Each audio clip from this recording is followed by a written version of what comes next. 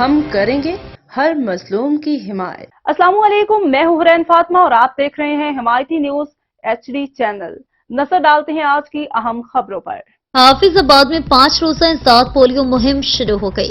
Deputy commissioner سندر سرشاد نے DHQ hospital میں بچوں کو حفاظتی قطرے پلا کر مہم کا افتتاح کیا۔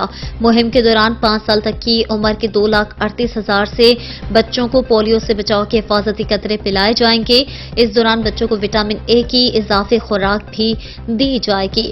انسداد پولیو مہم کے دوران ضلع بھر میں 5 سال تک کی عمر کے 2,38,551 بچوں کو پولیو سے بچاؤ کے حفاظتی قطرے پلائے جائیں گے۔ اس مہم کے دوران بچوں کو وٹامن A کی اضافی خوراک بھی دی جائے گی۔ انسداد پولیو مہم کے لیے محکمہ صحت کی جانب سے 998 ٹیمیں تشکیل دی جائیں گی، جو بس اڈوں، مختلف عوامی مقامات، اسکولوں اور گھر گھر جا کر بچوں کو پولیو سے بچاؤ کے حفاظتی قطرے پلائیں گے۔